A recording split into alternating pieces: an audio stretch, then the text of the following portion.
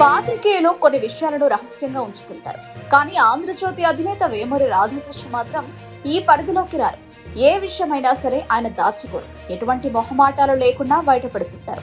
ఇప్పుడు అమరావతి విషయంలో రాధాకృష్ణ సంచలన విషయాన్ని బయటపెట్టారు. ఇటీవల వైసీపీ అధినేత జగన్మోహన్ రెడ్డి అమరావతి విషయంలో కీలక వ్యాఖ్యలు చేశారు. సో కాల్డ్ రాజధాని అంటూ విమర్శలు చేశారు. సహజంగా ఇటువంటి విమర్శలను సాక్షి కార్నర్ చేస్తుంది. కానీ ఆంధ్రజ్యోతి అలా కాదు కదా. జగన్ చేసిన వ్యాఖ్యలను హైలైట్ చేస్తూ కథనాలను ప్రసారం చేసింది. వాటితోనే ఆగిపోక ఆంధ్రజ్యోతి ఎండీ వేమూరి రాధాకృష్ణ ఆదివారం నాటి కొత్త పలుకులో జగన్ చేసిన వ్యాఖ్యల పట్ల తీవ్ర నిరసన వ్యక్తం చేశారు. జగన్ కేసీఆర్ ను కలిపి విమర్శించారు. కేసీఆర్ ముఖ్యమంత్రిగా ఉన్నప్పుడు సచివాలయంలోకి రాలేదని, ప్రగతి భవన్ కేంద్రంగానే ఆయన సమీక్షలు సమావేశాలు నిర్వహించేవారని, ఆయన ఎక్కడ ఉంటే అదే సచివాలయం అనేవారని రాధాకృష్ణ గుర్తు చేశారు. అంతేకాదు, నది ఒడ్డున ఉన్న అమరావతి మీద జగన్ కూడా అదే స్థాయిలో విమర్శలు చేస్తున్నారని, లండన్ నుంచి మొదలు పెడితే ప్యారిస్ వరకు ప్రతి రాజధాని నది ఒడ్డున లేదా అంటూ రాధాకృష్ణ గుర్తు చేశారు. మొత్తంగా కేసీఆర్ జగన్ ను కలిపి విమర్శించారు. తద్వారా రాజధాని పట్ల జగన్ కున్న వైఖరిని తీవ్ర స్థాయిలో ఎండగట్టారు. అమరావతి విషయం రాసుకుంటూ రాధాకృష్ణ ఒక విషయాన్ని బయటపెట్టారు.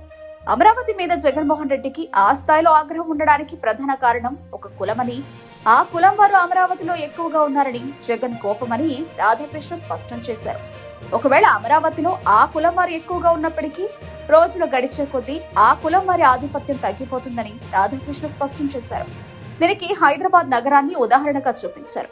ఆ తర్వాత అమరావతి నగరం అభివృద్ధి చెందుతుందని, కాకపోతే హైదరాబాద్ స్థాయిలో డెవలప్ కాలేదని రాధాకృష్ణ సంచలన విషయాన్ని ప్రకటించారు. అంటే అమరావతి నగరంలో ఆ కులం వారి ఆధిపత్యం ఉందని, ఆ నగరం హైదరాబాద్ స్థాయిలో అభివృద్ధి కాలేదని రాధాకృష్ణ స్పష్టం చేశారు.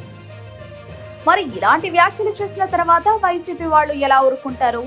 సో కాల్డ్ క్యాపిటల్ అని జగన్ విమర్శించినప్పుడు భూతద్దం పెట్టి చూసిన రాధాకృష్ణ తను అమరావతిలో ఒక కులం వారు ఎక్కువగా ఉన్నారని, హైదరాబాద్ నగరం స్థాయిలో అభివృద్ధి చెందిందని అన్నప్పుడు వైసీపీ వాళ్ళు మాత్రం ఎందుకు ఊరుకుంటారు?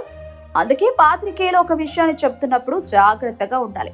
ముఖ్యంగా రాధాకృష్ణ లాంటి సీనియర్ పాత్రికేయులు మరింత జాగ్రత్తగా ఉండాలి.